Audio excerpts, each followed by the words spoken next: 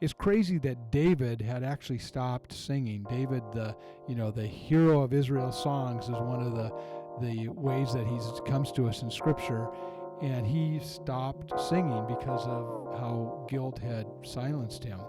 And as we talked about in the message, that guilt silences, but grace sings. And when he came in contact with God's grace and really appropriated it for himself, he was able to open his lips and sing again. God allowed him to do that.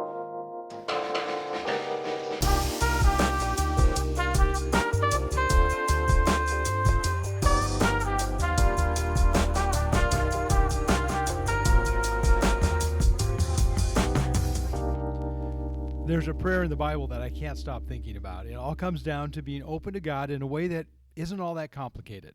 What would happen if we genuinely prayed, God, make me willing? This is Season 3, Episode 4 of Unhurried. Ryan is right next to me here in the studio. I'm Doug Kyle. Good to have you with us, watching or listening along the way. And if you are watching, first of all, Ryan, I want to give you a shout out, which I don't think we've fully mentioned here in the podcast so far, but Season 3 has this nice backdrop that is kind of developing behind us. It is. It's getting there. Nicely done. Thank you. Thank you. It looks really good. Yeah. It's getting there. We're trying some new things and kind of changing it up. I think I still might change it up and add to it as we go. So yeah. I noticed this week we wore different colors. Last week we were both wearing green, and I felt like we were camouflaged, like we were lost. Yeah. You're like, are they coming out of the bushes there, or what's going on? The green screen. But now I'm looking at it. We're distinguished from the background. Right. Mandy teaches on online. All of her students are through Zoom, and so she has a green screen. At home, and I'm always like. I'm like, that's cool. That's such a good idea, because then she can like change her background, and the kids like get a kick out of it and stuff. And she'll be like, I'm in space now, or whatever, So it's cool. Like I like that. We have a low tech. We have a very low tech. Yeah. We are like not it. Yeah, I like it. It looks good. Yeah, we're not as fancy as Mandy. Not as fancy, but we'll get there. Season 3, we're upping our game a little bit. Exactly. Well, last week I mentioned. The story about Boom Shakalaka, and if you missed it, you just have to catch that to get the backstory. But we asked listeners to, if they were caught up, to give us a Boom Shakalaka, and I got several. Did you get anybody? Well, you were gone this Sunday. I was gone. So you didn't get to hear it at all. I know, yeah. And we didn't get our hat trick either, because the last 2 Sundays, we had spent together. Oh, that's right. On Sunday night. On Sunday night, we hung out. We didn't hang out this weekend. I know, and it would have been a hat trick. It would have been a hat trick. Very nice. For Drop that hockey term right in there. But yeah, I messed it up. You guys had a wedding this weekend, so you were out. So several people did mention it to me, so I know it was. There's it kind of connected with people, and awesome. A couple people dropped it in the comments, to let us know they were listening. So that was good to hear. But mentioning the hat trick, last week, if you didn't hear last week's episode, I just kind of did the hockey. Dropped a few lines in the someone that Ted, one of our listeners, told me to and I heard back from him. Okay. Yeah. So if they didn't hear last week, just give a brief account of what happened last week with that. Well, we were getting into talking about the series, and we were kind of getting there and stuff, and you just kept like time and time again dropping these like hockey terms, which I was following along with.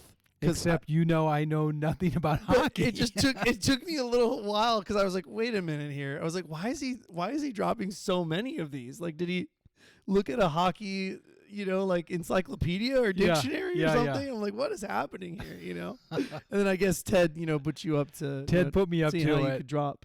And so after we were done, I go, Ted, you have to hear this episode if you miss any other. This one you don't want to miss. And here's what he said. He said, when you said drop, he said this to me, when you said drop the puck and Ryan said nice, I started laughing. And he goes, by the time you drop the rest of the terms loosely in context, and Ryan was like, wait, what's going on here? I was crying. So he got a kick out of it. That's good. But we were practically crying too by the time we got done with it. I know. That was you didn't let me go very far. You caught on pretty quickly. Well, because like I said, I was following along, and then I was like, wait a minute here. Like, I know we've talked hockey and stuff, but I'm like, how many terms does he know? You know? And I was kind of using them correctly, kind of not. So that also was like, what's happening here? I loved it. I thought it was great. Yeah. Well, did you play hockey tonight? Last night? When did you play this week? Tonight. Yeah. Tonight I have a doubleheader actually. Oh, really? Yeah. I'm playing 2 games back to back. So right. it'll be. I'm going to be hurting tomorrow. All right. Yeah. Well, see if you're hobbling around, I'll know why. Exactly. I'll get it. Yeah. Well, I wanted to give you a quick update on the merchandise. We've been saying that we're getting a couple new items that have been graciously donated by one of our listeners, and we got the first one, these stickers for laptops and water bottles. So it's right here. If you're watching, I got one right in front of me here, and you can see it there on the front of my my computer stand. And these are 3 premium stickers, really nice stickers, decent sized stickers for 3 lucky listeners. Mm-hmm. So how would you get one of these? Well, this is this. You just need to leave a comment on YouTube. So we're going to limit it to this time just to our YouTube, because it actually helps us out. If you leave a comment, it gives us more exposure. So leave a comment on YouTube with the phrase "unhurried" in the comments. You can work that into the conversation any way you can, unhurried. But if you use the term unhurried, that will enter you to win one of these 3 stickers. You can add a question or comment if you want to as well, but just drop that word into it. We're going to do this for 3 weeks, because we have 3 stickers for the next 3 weeks. If you comment with unhurried, you'll enter the drawing, and after 3 weeks, you can do it once a week, so you could enter up to 3 times. And we will then we'll draw some. We'll make a drawing and we'll give away these 3. And if you're listening from a distance, some of our global listeners, then awesome. We'll have you. We'll send it to you. We'll get it to you somehow. Yeah, we'll figure it out. Yeah, I just saw someone that used to go to our church that I believe now lives in Brazil. Oh wow! That's just started. Just subscribed. Cool. So, we've got international listeners, global audience. There we go. We got Switzerland, and perhaps, I think that's where they are now. I think they're in Brazil. So that was pretty awesome. I could do a trip to both of those places. Yes. To do a live recording. Let's do it.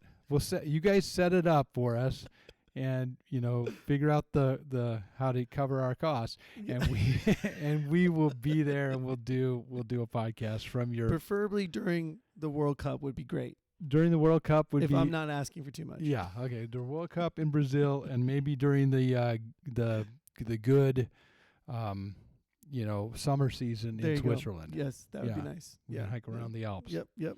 We'll do it. Nice. Well, the focus of this 3rd season so far has been really a deep dive into Psalm 51, this kind of intense psalm that David uses with, or writes, and then Israel used to really be honest and vulnerable before God about their brokenness, about their sin, about their failure, and about God's restoration in His process of renewing us. And we're now fully into it, that we're 4 out of the 5 prayers that I want to highlight from this psalm itself, which to me is great, because now we're far enough along that it's starting to click. We're starting to see the movement of these prayers when you line them up side by side. I did a drawing in the service that kind of showed just this graphic of the Psalm 51 as a giant arrow, and how these prayers kind of move us along that arrow from mercy, which is the very beginning. Have mercy on me, O God, where I made a comment. A lot of times we stop there. That's all we really, when it comes to our sin, our failure, our brokenness, we just stop with mercy. With God, please forgive me. But God wants to move us further, and we're starting to see that to the idea of cleansing me, creating a new heart within me, And now it really is kind of coming together with this prayer, make me willing, which is what we spent our time on recently. It comes from verse 12 of Psalm 51, where David prays, grant me a willing spirit to sustain me. And that simple drawing of putting these on the arrow, making Psalm 51 an arrow, gives us the idea that's not just a single prayer, but it's really this process of prayers that God takes us through to kind of bring us to transformation. That's so today I want to talk a little bit more about the idea that make me willing is just a powerful prayer that God gives us that we can use with Him in our prayers. If I was going to just summarize what we said on Sunday in a couple sentences, it would be this: many people are willing to be forgiven, but not always willing to be changed. Ask God to make you willing and watch what follows. And you were gone on Sunday, but you got to listen to it. Of course. Thank you very much. That's awesome. Like I told you earlier, you're my guy. You know? That's awesome. You're my pastor, so I gotta check in. Of course. I love that. I love that you did that. That is awesome. That you got to catch up that way, and C.S. Lewis wasn't preaching on Sunday, so I was like, you know what? I'm going to tune into Doug. But he did get quoted again. When I quoted C.S. Lewis in the message, I couldn't even really look up at the congregation because I was just worried that somebody would be going, really again C.S. Lewis. But this guy. I mean, it's such a good quote. It's I good. just really needed to. That's good. Have you ever quoted yourself? Yes, I did one time. Nice. Yeah, just kind of as a joke. Yeah, I put the quotes up on the screen, and right. I actually had something as someone once said, and then I put it up there, the quote, and if you look down, it said Doug Kyle. That's funny. That's good. That's good. And I some obscure writer or author or speaker said that once. I went to a church service one time many years ago, and the guy that was preaching, he's a great guy, great preacher, but he did quote himself from a book that he wrote. Oh, really? And I was like, can you do that? Yeah, are you allowed to do that? Yeah. I was like, like I said, great, really smart, very intelligent, great speaker, great man of God, but I was just like, wait a minute. I was like, can you do that? Yeah. I was like, I've never seen that before. Yeah, apparently you can. I did it, but hopefully people got that I was actually, kind of making fun of myself, not silly. So much being, there you go. But sure. Maybe I'll start doing that again. We'll see. Actually, I should quote you. Oh, gosh. As someone once said, there are two sides to every puck. There you go. And I could then you could go right into it. Yeah, and exactly. People were like, who said that? Who would even think of that? Who is Ryan Vera? Wait, that's Ryan said that. Okay. Did he get hit in the head by a puck? Who comes up with this stuff? Well, I want to give you 5 amplified observations that are sort of extra for our listeners and viewers that perhaps you got a chance to hear the message on Sunday or perhaps you didn't, but these are things that I think take us deeper into this prayer. Give me a willing spirit to sustain me, which I think is a powerful ask that God gives us in our relationship with Him. So kind of deeper dive, 5 amplified observations. Ryan, I'm interested to see what you think about this. The first one is that to notice that this is an ask of God, not an act of self-will. I think that's an important distinction, that if you look at the prayer itself, it says it's a prayer to God. God, grant me a willing spirit to sustain me.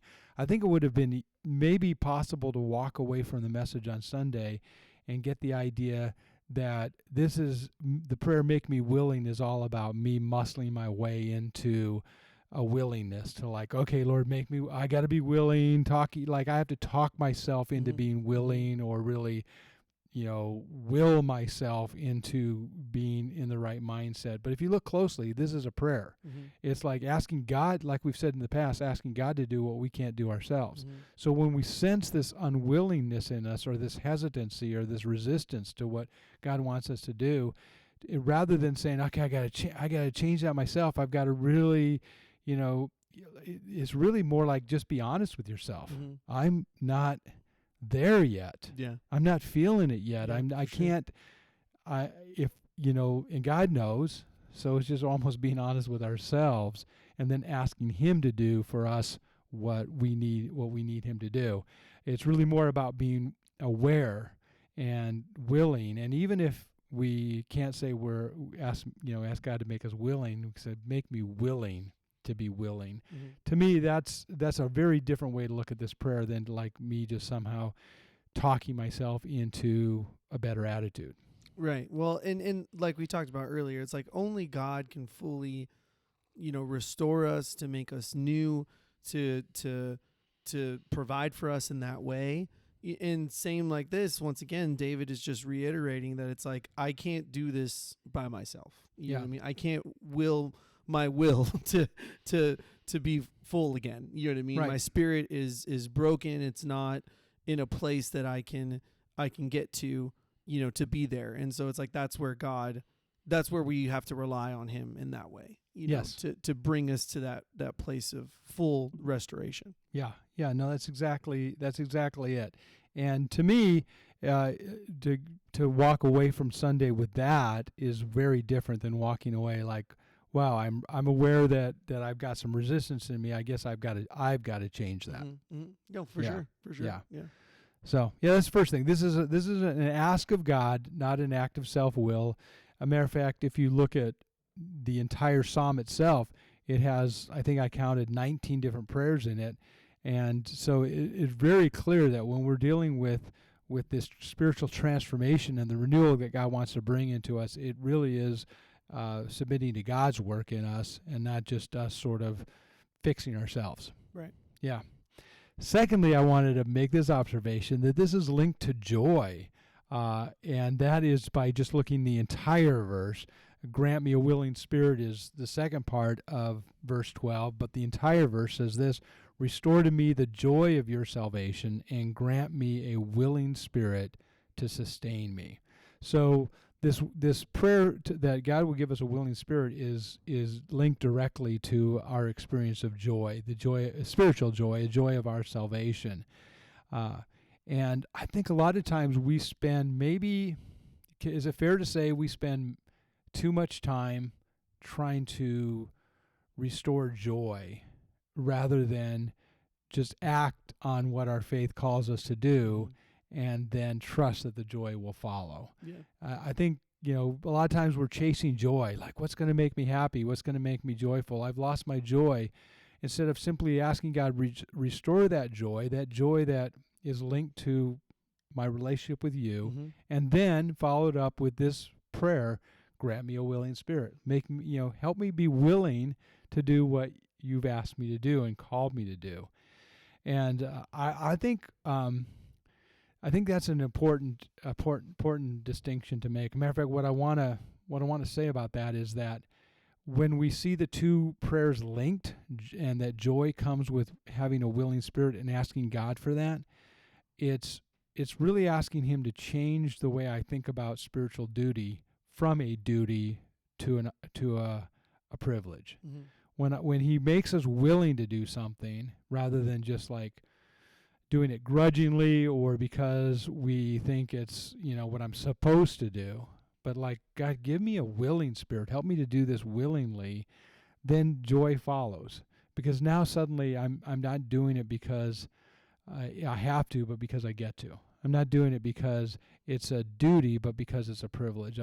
That willing spirit changes the things I do in my life from an obligation to an opportunity. Does that make sense? Very much so. Yeah. Well, I remember a while ago, this had to be, I think, a few years ago. One of the rare Sundays that you also have off. One of our church members, Rob Schreiber, came. He preaches for you sometimes when you're not here on Sundays, and he said he was kind of talking about this too, and he was saying that it's easy for him to be happy or to share joy or to be joyful in situations where he doesn't know anybody, and it's hard for him to do it when he actually does know that person. Interesting. And if that person and him, might have a disagreement or might have something that's holding them apart, that he says it's harder for him to show joy in that way, and that he has to rely on the Lord because that's the only strength that he has to make up that joy, because our joy does come from the Lord. Yes. So he's kind of talking about this too, where it's like, it's really easy to do it to somebody you're never going to see again at Target. Really hard for somebody that you're like in a relationship with, and there's barriers. Yes. Yes. Yeah.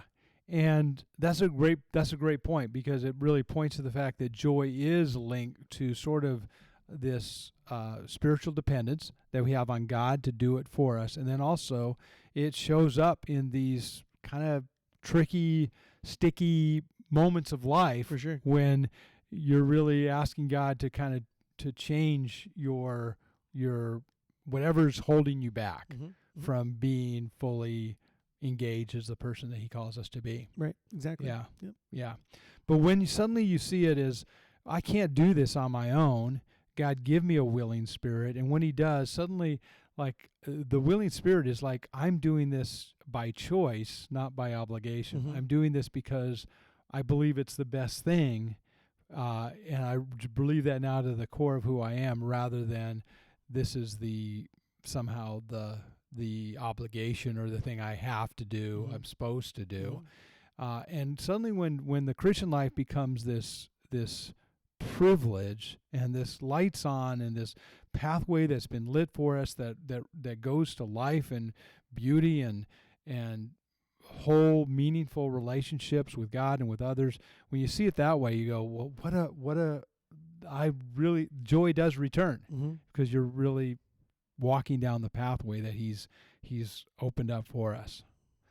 All right. Well, a third point that I want to make, and is simply this, that it kind of relates to joy again. Joy, I've discovered, is fragile, but choice can be a constant. And I think that's what's being held in tension in this verse.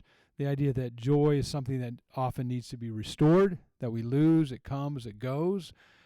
Joy is fragile, but choice, a willing spirit, is something that we can ask God to continue to create in us, so that we can make a choice.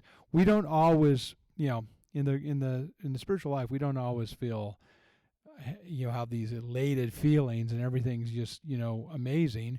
There are times that are really difficult, when we're really discouraged, when we're down, when we're struggling, when we're overwhelmed, frustrated, all the normal feelings of life.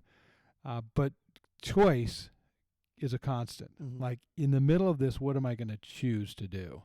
And that's where the willing spirit, like, God, make me willing to do the right thing right now, regardless of my feelings. Right.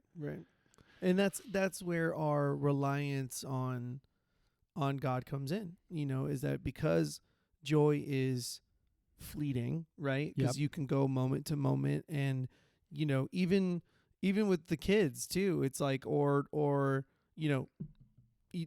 dare I say hockey again? It's like hockey came up again. Came up again. Yeah. But like anything, it's like you have a good gig or something like that, or you have some sort of happiness, and then the next day comes, you're just like, oh, we're back at it again. You know what I mean? It's like, it's so fleeting. You have an event that you're looking forward to, or a concert that you're looking forward to, and then it's over. And then you're like, okay, now I have to go find another joy. And I think that our relationship with God, that's where he comes in, because he restores that joy in us, and he restores our spirit in that way.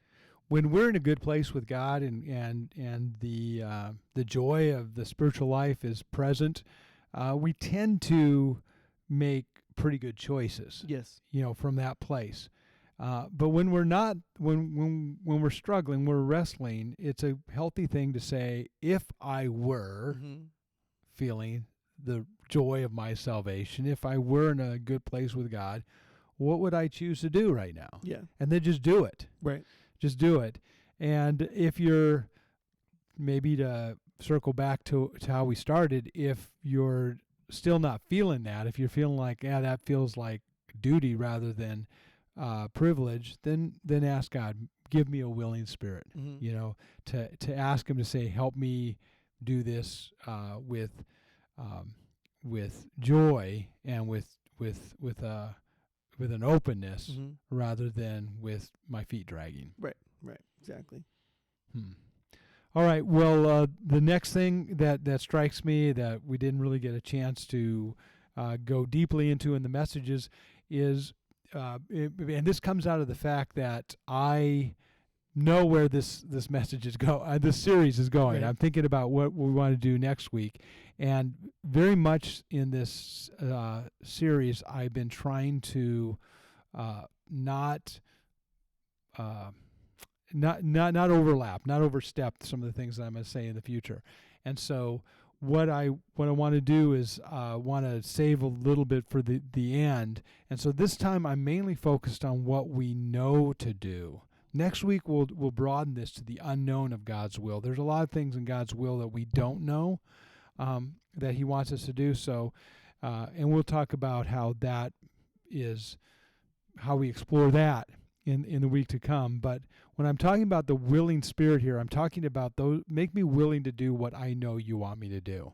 And my conviction is this, is that deep down we all know the things God wants us to do, at least the next step. We may not know everything. We often don't know everything, but there are some things we go, well, I know at least this. Yeah. I know at least I'm supposed to do this. No matter what, this is clear to me that I want to do it. Now, I may not be willing to do it, or I may not be excited about doing it, but I kind of know, yeah, that's what God would have me do. And that's what I'm suggesting that we need to apply this prayer to. That which I know that I'm supposed to do, Lord, make me willing to do it. There's times when we know deep down that God wants me to have that conversation. He wants me to deal with this in my life. He wants me to take this course or go this direction or follow that path. He wants me to stop doing this or start doing that.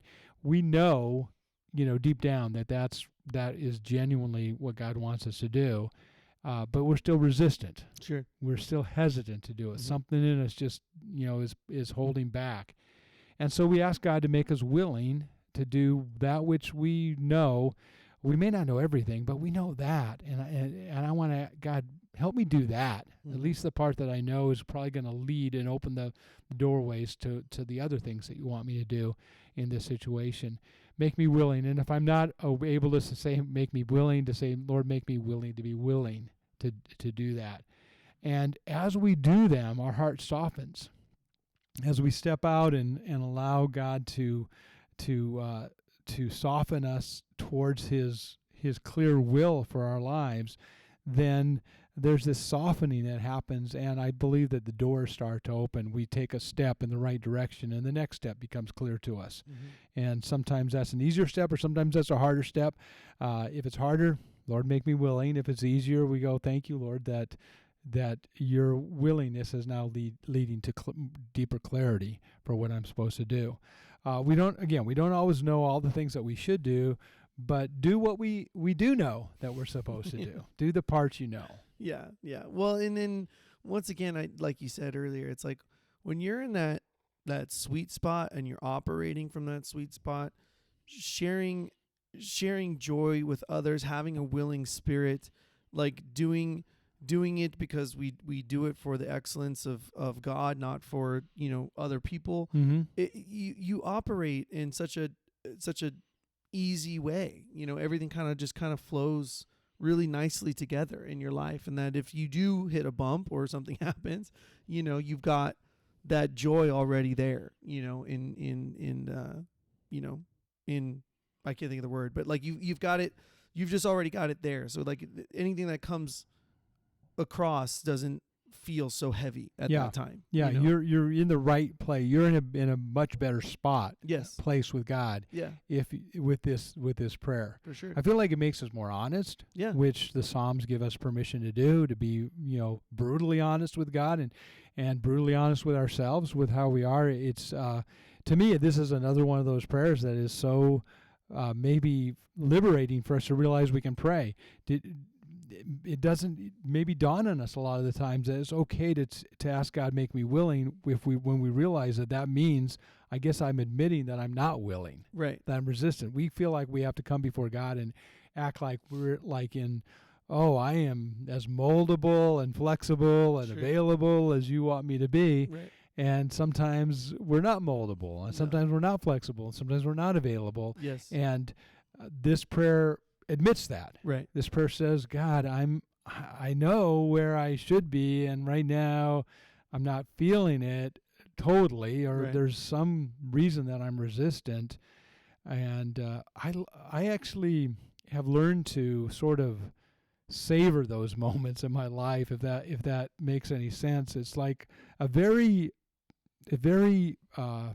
vulnerable place to be with God, but it also feels, I found that it's a safe place. Yeah. It's a safe place because prayers like this in the Bible make me realize, I guess that's okay to be just that honest with God. Mm-hmm. Did you ever watch The Office, the show?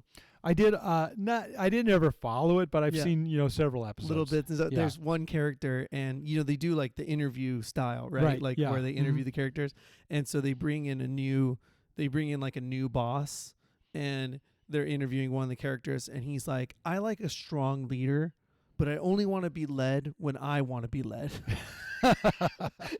It reminds me of this right now that we're talking about. It's like, that's us. Like, that is so the human nature, where it's like we want God to give us a willing spirit and to lead us, but only when we want to. And that's where David's like, listen, we're all here. That's such a good, I love that picture, because isn't that how we are? Yeah. It's like, God, I want you to lead me, but only in the ways that I want you to lead me. Exactly. I want, and if we're there, and this is where so many, myself and all of us can find ourselves, is if we're there, we're basically saying, I think God wants me to do what I want to do, is basically what we're saying. If I'm willing to do it, then that must be God's will. Right. And a verse like this reminds us that there's a possibility, a very real possibility, maybe, more often than we think, that what God wills and what I will are at different places. Right.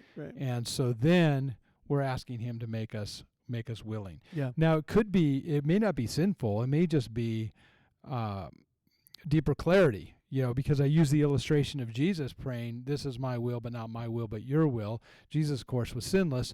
So it is possible for us to say, this is what I want, but God, it's becoming clear to me that this is what you want. Yeah.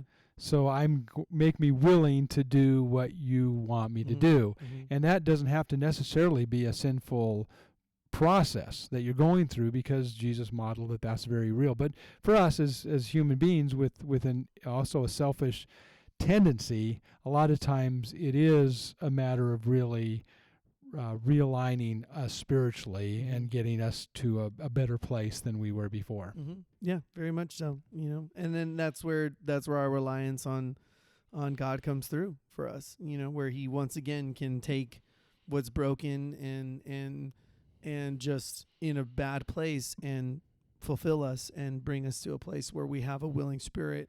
We're choosing joy in moments that would have rocked us before. Yeah. Well, the final thing, the fifth thing, I promised you there'd be 5 things. The fifth thing is observation is this. Didn't get a chance to go fully into this on Sunday. Often the willingness, I did a little bit, but I want to underscore it and say it a little bit more so. Often the willingness that we're praying for is linked to saying something. At least it was for David. In the passages that we looked at this week, Psalms 51, 12 through 15, that willing spirit led to him 2 things for David. One was teaching others, and secondly was singing praise. So that was for David. Both were kind of tethered to the prayer, open my lips. Open my lips when it comes to sharing the grace that I've received with others who need that grace, and open my lips when it comes to singing praise to God. Often it is linked to something we say. It's crazy that David had actually stopped singing. David, the hero of Israel's songs, is one of the ways that he comes to us in Scripture, and he stopped singing because of how guilt had silenced him. And as we talked about in the message, that guilt silences, but grace sings. Mm-hmm. And when he came in contact with God's grace and really, appropriated it for himself, he was able to open his lips and sing again. God allowed him to do that. For us, it's often linked to words as well, to something that we say. I mean, it can be an attitude, it can be an action, it can be a habit, it can be a direction. All of those things are true too. I think it's broad enough, this prayer, make me willing to cover all those areas.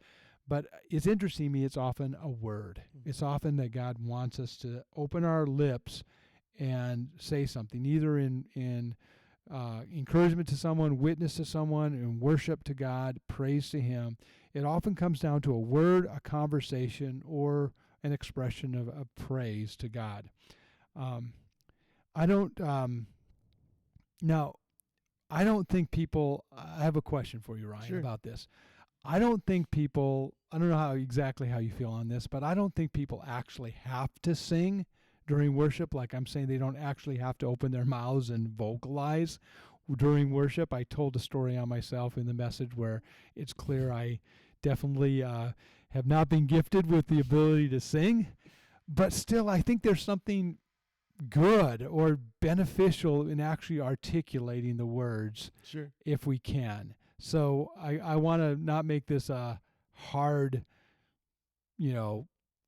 obligation that people have to do, but I want to maybe make it invitational, like saying, if you're one of those people like me who maybe don't feel great about your voice or aren't, the most natural singer, still there's something I think that happens when we open our lips and sing those songs. So as someone who leads us in those songs, Sure. How do you feel about that? Yeah, well, it's interesting because I've put a lot of thought into this. Yeah, When I was younger, I always used to think like in leading, I was like, oh well, if they're not singing, that means they're not worshiping, kind of a thing. And over time, I've kind of learned that it's just people worship or sing in different ways, and they're still connecting on, and God can still move in their hearts and still move in the room, and we don't all have to be singing at the same time, and then culturally too, like as Americans, like we're not really a singing culture,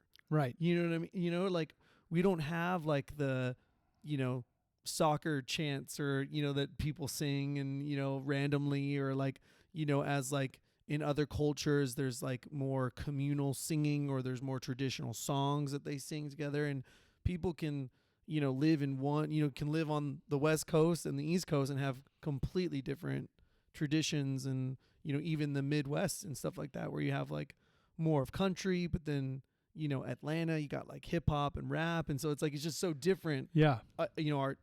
Us as, Americans, we have so many different genres and music that we have access to, that we don't really sing together a lot, maybe at concerts and things like that, it's kind of our only time. But Christians actually, I think, sing the most together, because, we do it every Sunday, like we come together and sing, praises together. So I think, long story short, I guess I would say like, yeah, I think you can worship in different ways. I think singing God's praise, or at least acknowledging that, I think is the main point, you know what I mean? Like of how we can come together as people and marvel at the greatness of our God, Yeah.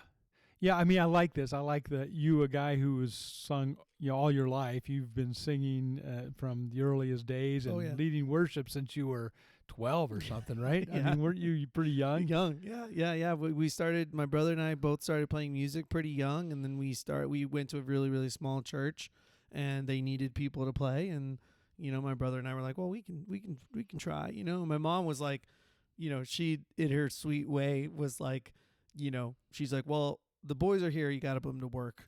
So she would always just drop us off at church. My brother and I Give started them a job. Yeah, we started tinkering with soundboards, and we started tinkering with, music and all the things. So we were always around it, growing up and stuff. So we need to do, it's dawned on me, we need to do like a whole episode of just how you got into worship.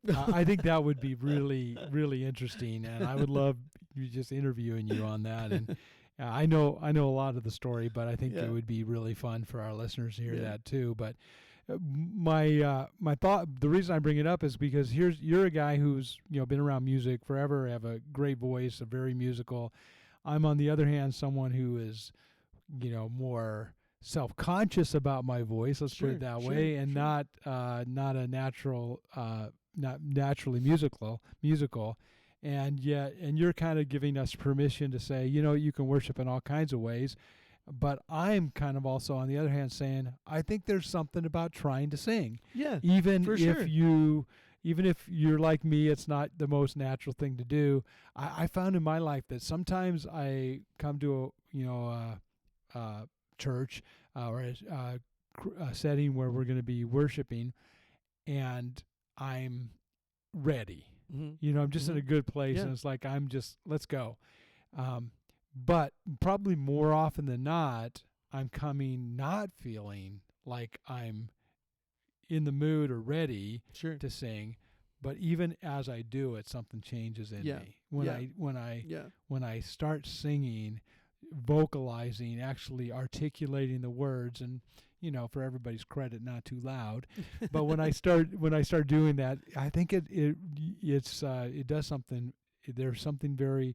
It's sort of like, Lord, make me willing to really praise you this way, and then something really profound happens in me. Yeah, very much so. Well, and then also too, like as worship leaders, like you can't make one of the downfalls or pitfalls, I guess, of leading is assuming that the people you're leading are ready. Yes. Like we were kind of talking about earlier. Yeah, that's a great point. You kind of have to, I always envision it as like, walking across the street, right? Like you walk across the street and then you look at everybody else and you're like, I'm over here.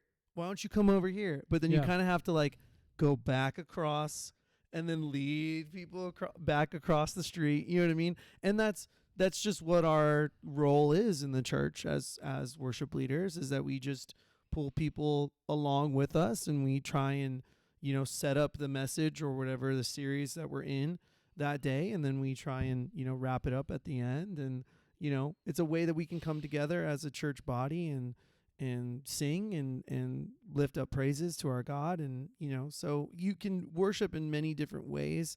I, would like to think that probably after, some lessons and things like that, like I think everybody can sing. It's just a matter of finding your spot. You know what I mean? Like there's people that can sing higher notes and there's people who can sing lower notes. And it's just all about fixing, finding out how it works together. There's people that can sing off notes. I'm really good at that. I kind of have mastered that.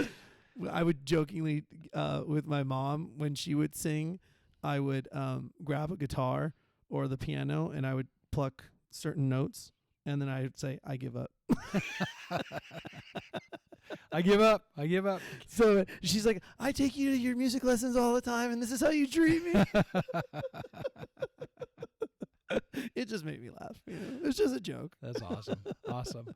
Well, I think it does, often the willingness, which is super interesting to me, is linked to saying something, to actually verbalize it. Maybe it's bringing us to a place where we're willing to articulate the songs and put breath and our vocal cords behind what we believe. And sometimes it's a difficult conversation, or maybe a good conversation, or maybe a word of encouragement that you think you could have just gone without, or maybe they don't. You just get busy, and so a lot of those things that just come down to saying something or singing something, I think is worth thinking about. So, anyways, just some observations as we think about this. That when it comes to the prayer, make me willing, to realize it's an ask of God, not an act of will. But when we do it, it's linked to joy. That joy can be fragile, but this choice and this prayer can be constant, and that it then it focuses on what we know we're supposed to do.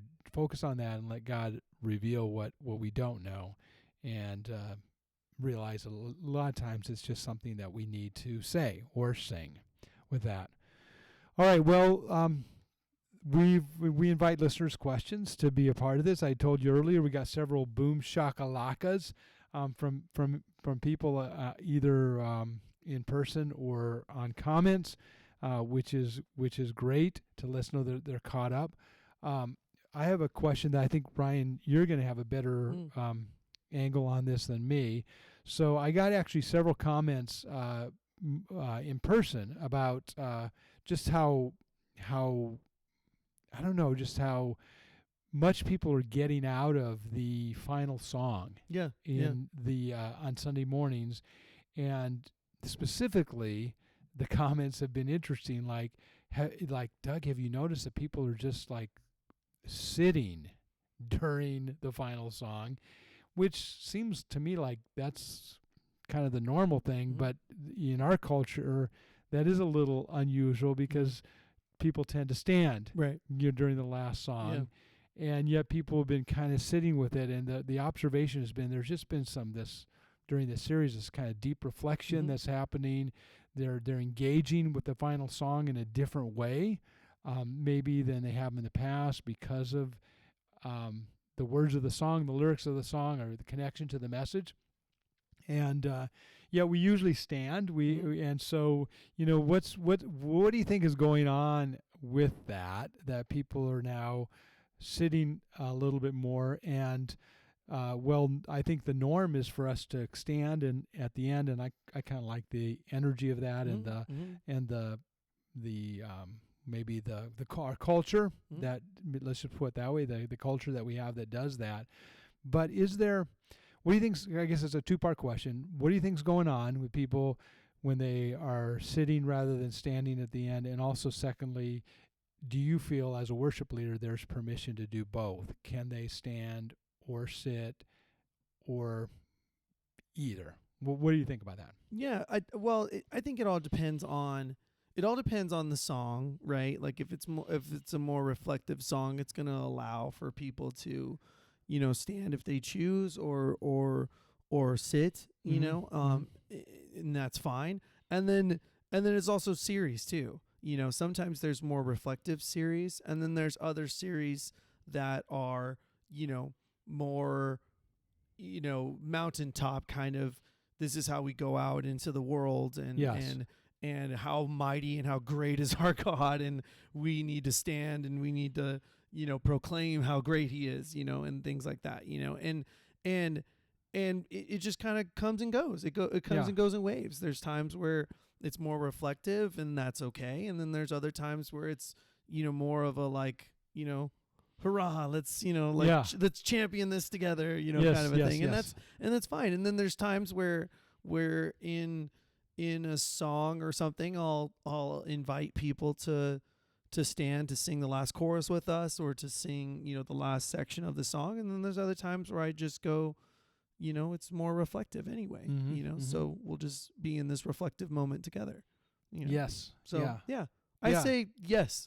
Yes. I like that. I think that's a really helpful way to think about it, that messages and series tend to have different tones to them, and you do such a good job of matching that with the final song, really all the songs, but it's really obvious at the last song, because now we have both in view, the worship and the message. But I think so that it kind of lends itself to kind of the tone of the morning, what all has been going on.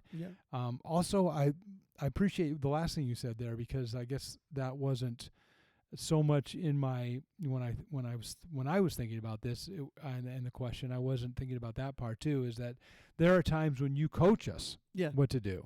You'll say, let's all stand. Sure. And there's other times when you just kind of leave it open to how people would like to respond. Yeah. And I think both are really good. And there's times when which are more, I guess, individualistic, which is like, let's just wrestle with this on our own.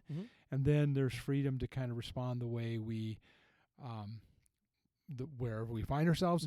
And then there's other times when we're thinking about this more corporately, like let's, as a church, engage God or reflect, and you want to coach us what to do. Sure. Let's all stand. I imagine you could even say sometimes, let's stay seated where for this final song. Yeah. That would be more less typical, but I guess there'd be times when you do that too. For sure. Yeah. I think our church is great at following along with whatever we're doing. We have such a great congregation and stuff that they're typically with us most of the 99% of the time. So, and I don't like to be too bossy, like where I'm like, this is where we do this now. Yeah, you know what I mean? They get it. Yeah, they get it. They get it, and they're picking up. They're usually reading the room. Yes, exactly. Yeah. And that's kind of what I want to do too. Is I want to be sensitive that people worship in different ways, and we can express in different ways. And you've got like I remember one time you said that like you met somebody a while ago and you were like, he was like, I'm a hugger, and you're like, I'm not. Like I think that there's like people that are like that even in our church during our praise during song, that they're like, I'm a holler, like I'm a shouter, I'm a Quaker or whatever, and then there's other people that are like, I'm not, I'm not. So, but you will never know what's going on inside of me. Yeah, exactly. Yes, exactly. But I keep everything deep inside. Yes. My hairstylist, I've known him for years, and he's been doing my hair forever.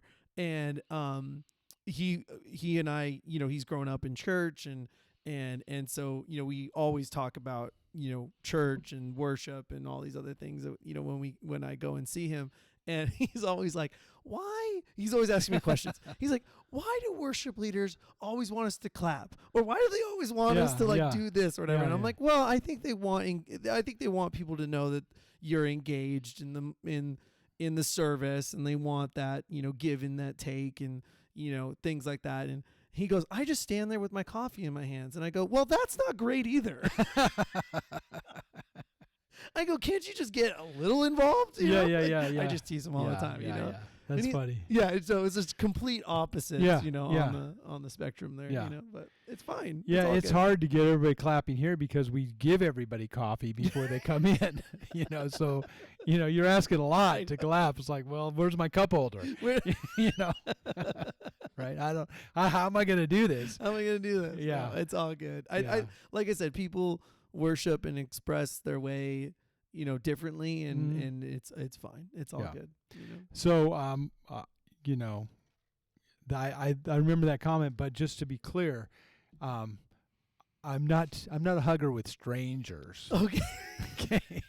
If I know you, we know each other, I'm fine. I'm not like anti-hug. I'm just saying. Think that's right. It's like if someone just like I'm meeting you for the first time and they introduce themselves that way, that kind of raises eyebrows a little bit. Like, really? Okay, don't even know you. Yeah, and we're gonna hug. Exactly. Excuse me. Oh my gosh. Yeah. I'm sorry. I didn't mean to throw you under the bus. It just made me laugh.